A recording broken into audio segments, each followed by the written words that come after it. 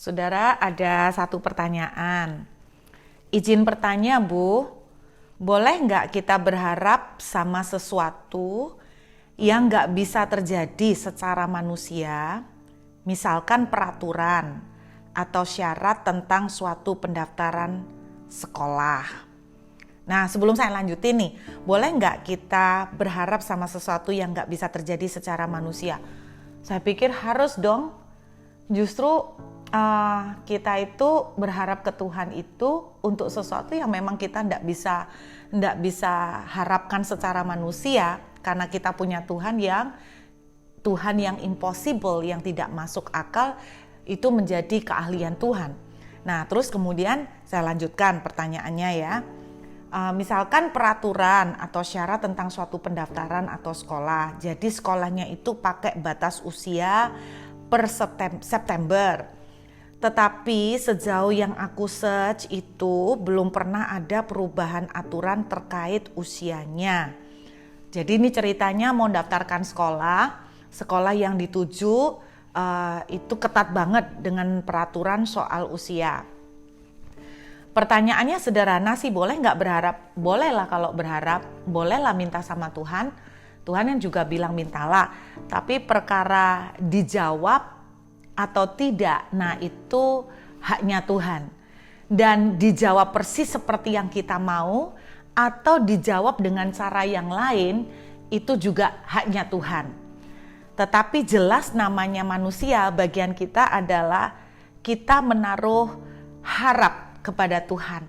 Tentunya untuk hal-hal yang kita nggak sanggup kita lakukan. Nah, bicara tentang usia nih, soal usia pendaftaran sekolah.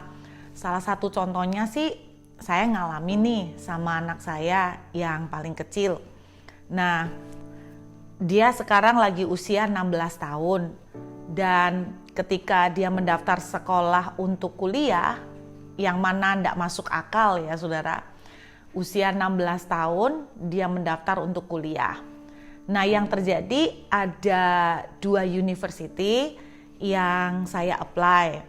Yang kebetulan di 2 universitas ini ada jurusan yang dia minatin. Nah, ketika mendaftar, ada di antara 2 ini ada salah satu uni yang paling diminatin anak saya.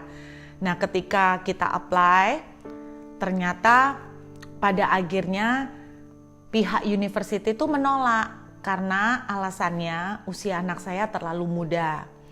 Nah, tentunya apakah pada posisi itu saya terus menengking, saya terus memaksa di dalam nama Yesus supaya university ini menerima anak saya? Enggak, saudara. Karena saya tetap percaya kadang-kadang Tuhan juga menutup pintu-pintu tertentu. Karena Tuhan mengarahkan kita kepada pintu lain yang mungkin kita tidak suka, tapi itu yang lebih baik yang Tuhan pilihkan. Nah, kemudian di antara 2 uni, ternyata ada satu university yang mereka bilang kami menerima kok untuk anak umur 16 tahun. Jadi anak saya masuk ke sekolah yang ini. Jadi akhirnya ya nggak jadi kepada sekolah yang diminatin awalnya, tetapi ke sekolah lain yang tadinya sebetulnya dia nggak terlalu berminat di situ. Tetapi saya bersyukur pada akhirnya dia bisa bilang bahwa saya ngomong, kamu nggak kecewa karena kamu nggak masuk ke sekolah yang pertama yang kamu pengen. Dia bilang, enggak lah, Tuhan pasti tahu yang terbaik. Ya berarti sekolah yang ini yang Tuhan mau kasih buat saya. Nah, saudara, kita boleh berharap, kita boleh minta, kita boleh berdoa. Tetapi pada akhirnya Tuhan bisa memberikan jawaban, iya. Tetapi iya pun kadang-kadang iyanya tidak seperti iya yang kita mau, tetapi iyanya itu ada improvisasi sedikit.